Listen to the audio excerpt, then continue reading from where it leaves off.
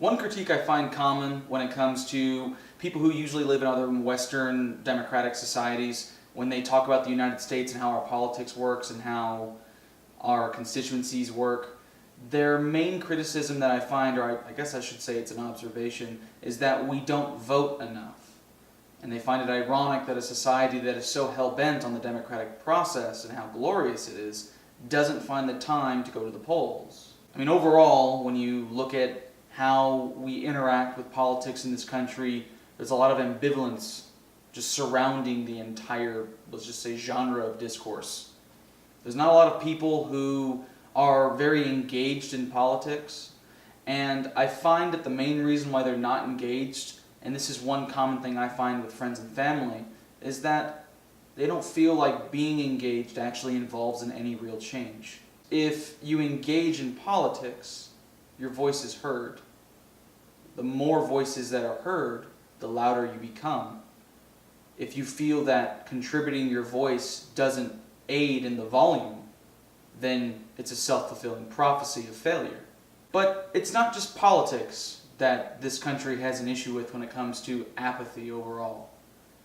If you look at how we handle any major issue in this country, we always like to take a hands-off approach. In the past, when we were basically having a major, let's just say, conflict when it came to workers' rights with the growing industrialization of a mostly agrarian society in the late 1800s, you even have a lot of issues when it came to the civil rights movement prior to Rosa Parks, or even the funding of military groups to let them do our dirty work for us. I mean, you think Al-Qaeda attained its, knowledge of, American military structure, of how we engage with insurgents, of American military-grade hardware, and even American money. You think they got that for no reason? I mean, Al-Qaeda was propped up to fight the Soviets 40 years ago. I mean, we propped up a number of different insurgent groups since then to fight people who we feel we're not political allies with.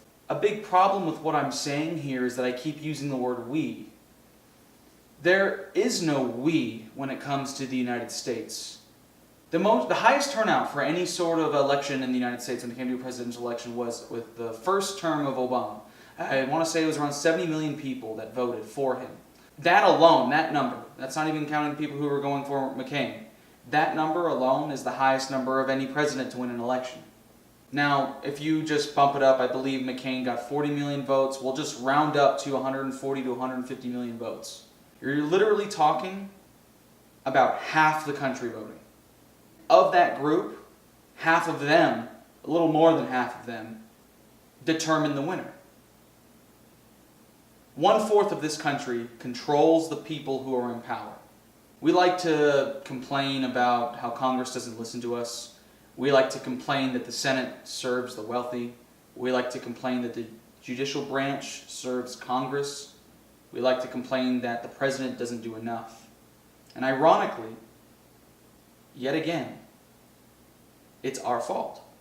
I mean, we live in a society that is belittling itself and its soul through material goods, through religion, and through shitty politics. I mean, you have a population that is largely uneducated when it comes to global issues. You have a population that's largely religious and uses that as a moral foundation instead of using objectivity and reality. As a society, we don't even believe in the best person for the job anymore. Because in order to do that, you have to be objective. And you have certain things like affirmative action, which came about because we were literally disregarding people who are of a different ethnicity other than white. And then now, ironically, yet again, you're having people who are getting a job that shouldn't be, even though they're getting less scores, just based off of their essential diversity within the workplace. Now, it's not to say that that's the way it is all the time with affirmative action, but it has happened. You're not considering the fact that overall, when it comes to how we handle social issues, we're stuck in the past. We have this idealized version of the United States in our heads. It's fed and pumped into our brains by the media every single day.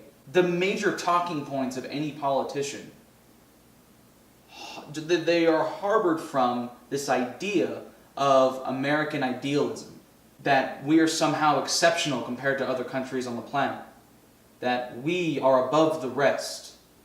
There are a lot of people who believe that, and overall to have pride in your country is normal, especially since it's your home. But these people don't have pride in their country. They have pride in their power.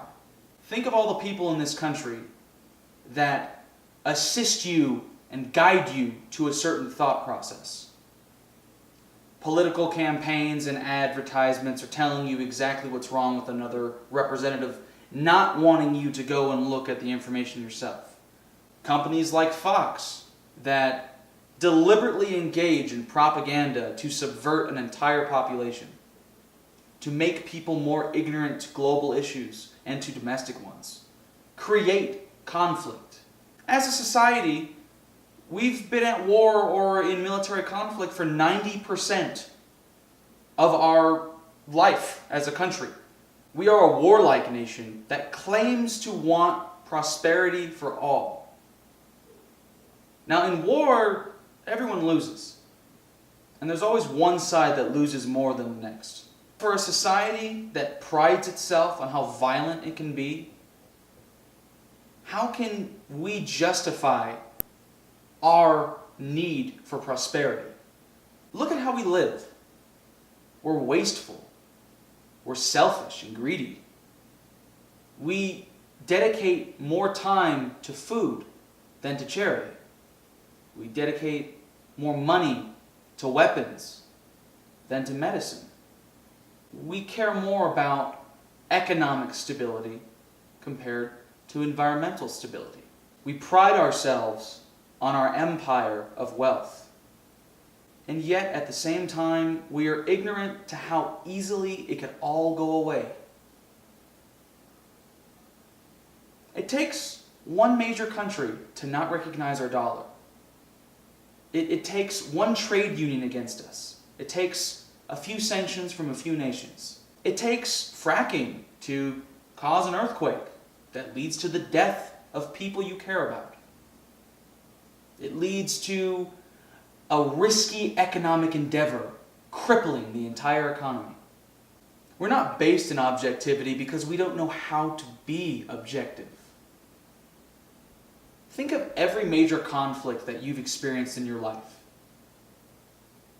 Tell me which one isn't a knee-jerk reaction.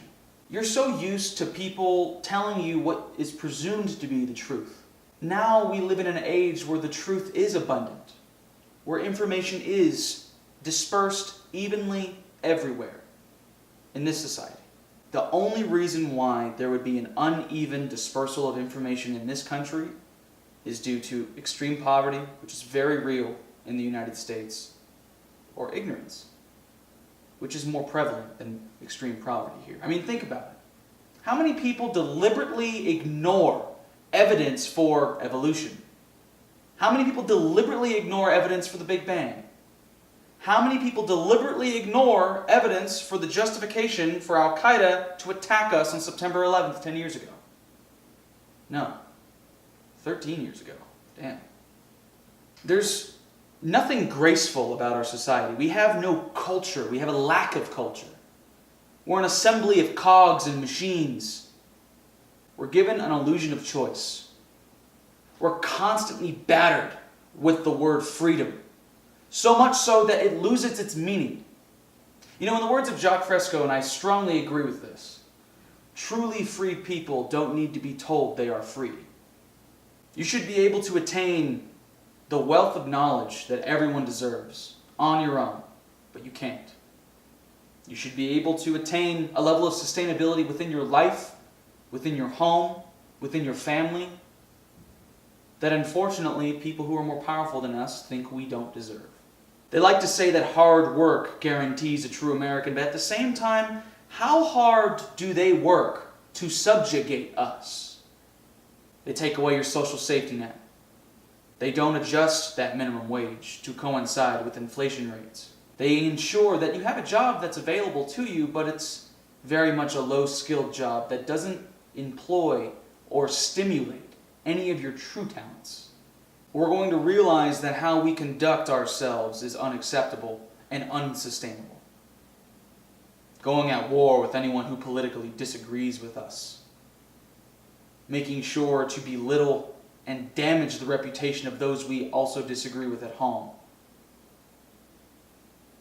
It's the very definition of divide and conquer. And once we realize that we have been conquered, we'll have to make a decision. Do we move forward to true prosperity for all? Or do we subjugate ourselves further for the prosperity of a few? America, your culture is a farce. And you're just as responsible for it as I am.